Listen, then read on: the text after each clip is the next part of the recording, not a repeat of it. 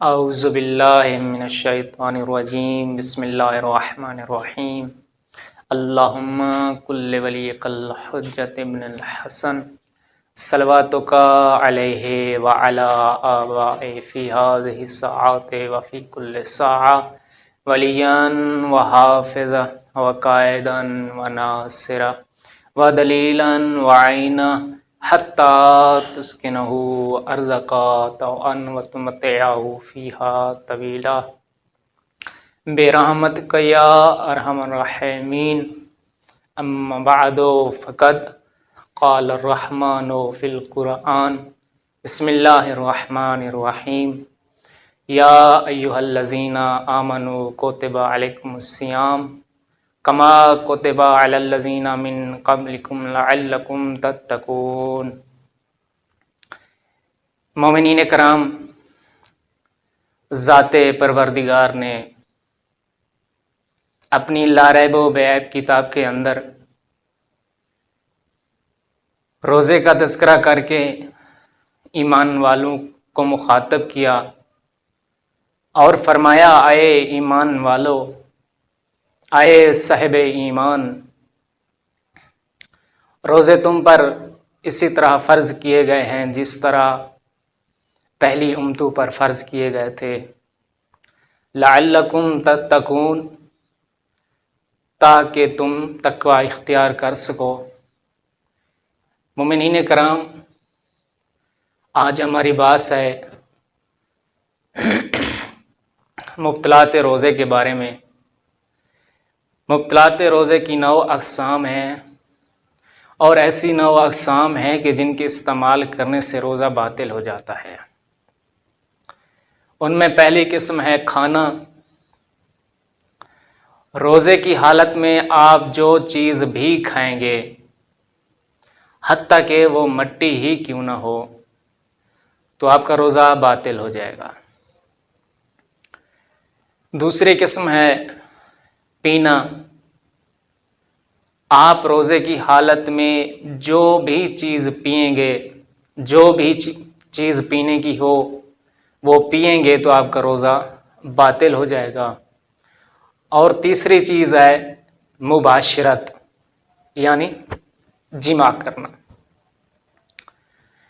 مباشرت کرنا، اس سے منی خارج ہو یا نہ ہو، مباشرت کے خاص مقدار تک کرنے سے روزہ باطل ہو جاتا ہے، اور جان بوجھ کر مباشرت کرنے سے اور خاص مقدار تک دخول کرنے سے، چاہے منی نکلے یا نہ نکلے، روزہ باطل ہو جاتا ہے۔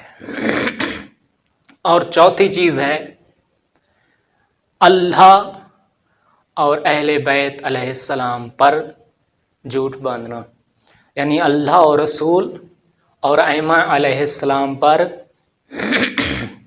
جھوٹ باندھنا، کہ مثلاً ایک خطیب ہے یا کوئی اور شخص ہے، دنیا دار ہے، وہ جو چیز بیان کر رہا ہے وہ کہتا ہے کہ یہ جو چیز میں مثلاً بیان کر رہا ہوں یہ قرآن میں ہے یا معصوم کا فرمان ہے، حالانکہ وہ قرآن میں بھی نہ ہو جو چیز خطیب بیان کر رہا ہے، اور معصوم کا فرمان بھی نہ ہو، چاہے یہ دینی امر ہو یا دنیاوی امر ہو، تو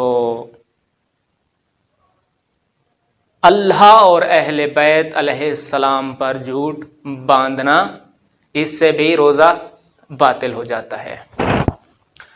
اور پانچویں قسم ہے غلیظ غبار اور دھواں حلق تک لے جانا۔ مثلاً کسی چیز کو آگ لگی ہوئی ہے اور اس سے غلیظ دھواں